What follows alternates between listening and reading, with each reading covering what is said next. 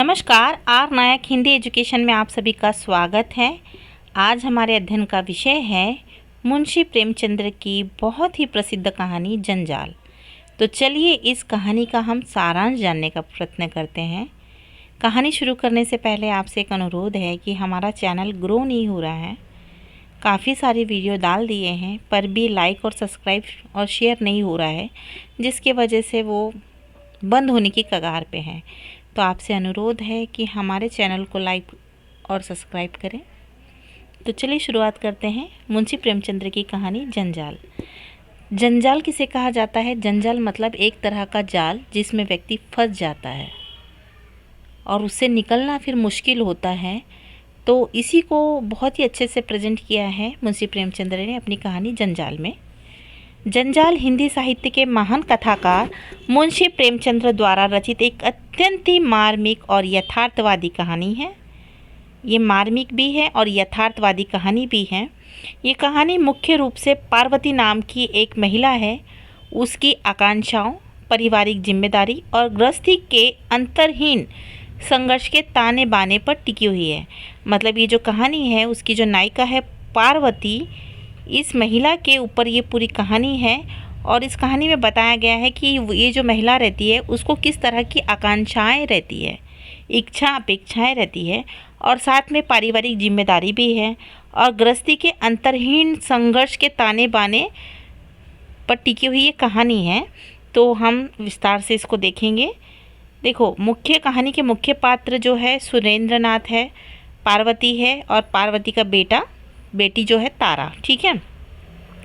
पार्वती मध्यवर्गीय आकांक्षा है। ठीक है, मध्यवर्गीय आकांक्षा है मतलब पार्वती के माध्यम से जो मध्यवर्गीय स्त्री रहती है उनकी आकांक्षा अपेक्षा कैसे रहती है, या एक स्त्री की क्या अपेक्षा रहती है, आकांक्षा क्या रहती है, इसको बताने का प्रयत्न किया है।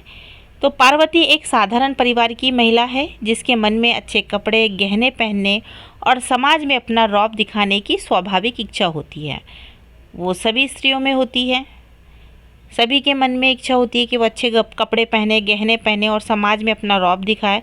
उसी तरह से पार्वती नाम की जो स्त्री है उसमें ये इच्छा अपेक्षाएं रहती है। मायके का वैभव और दिखाना। ठीक है, मायके का वैभव और दिखावा कैसे करती है, देखिए।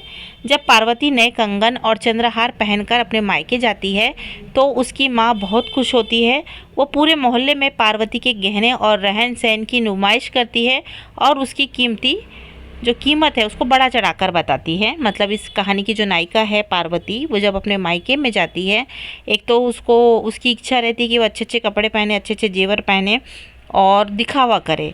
तो ये जब अपने मायके आती है तो क्या करती है, जो बड़ा वाला चंद्रहार पहन कर आती है और कंगन वगैरह पहन के आती है सोने के, और अच्छे कपड़े पहन के आती है। तो उसकी मम्मी जो रहती है, मायके में जाने पर माता की कॉलर ऊपर हो जाती है ना कि मेरी लड़की अच्छी घर में गई है, अच्छा पहन रही है। वो 4 लोगों को बताती है तो कि मेरी लड़की का अच्छा परिवार है, वो उसके घर में सुख समृद्धि है।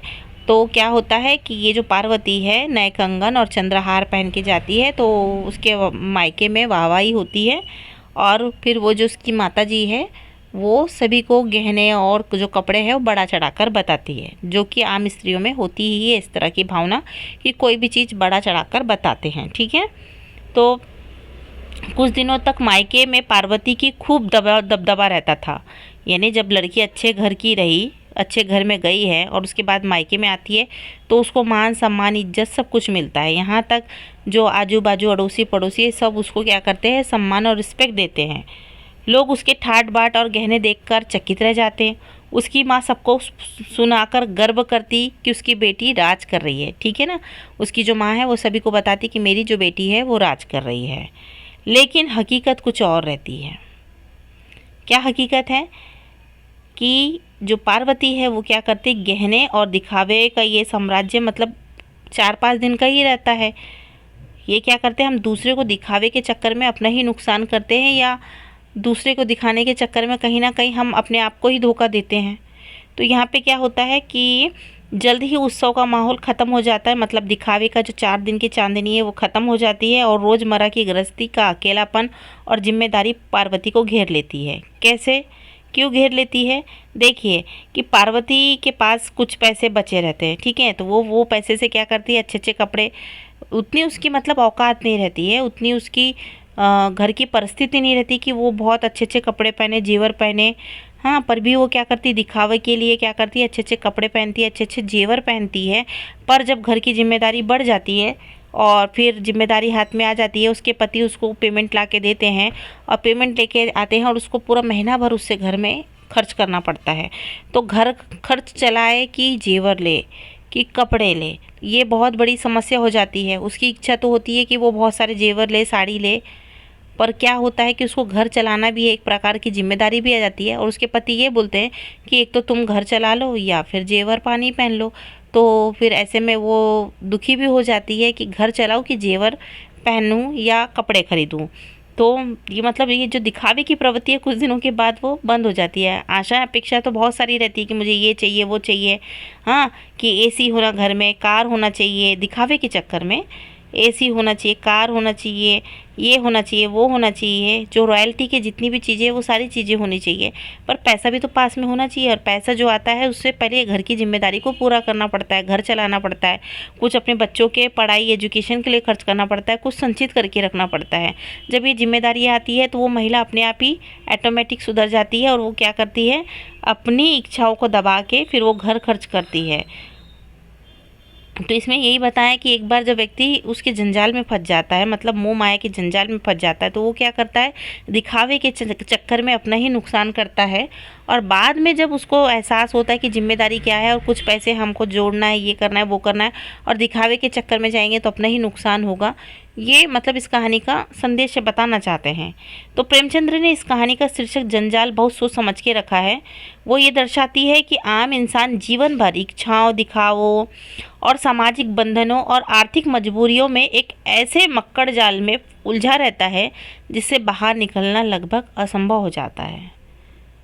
मनुष्य आज भी खुशियों को जीने के बजाय कल की चिंता में और पारिवारिक कर्तव्यों की वेदी पर अपनी इच्छाओं की बलि चढ़ा देता है। ठीक है, यानी कहने का मतलब है कि मनुष्य क्या करता है, इंसान जीवन भर इच्छाओं और दिखावे और सामाजिक बंधनों और आर्थिक मजबूरियों को के एक ऐसे माकड़ जाल में फंसा हुआ रहता है, उलझा हुआ रहता है कि जिससे निकलना असंभव है।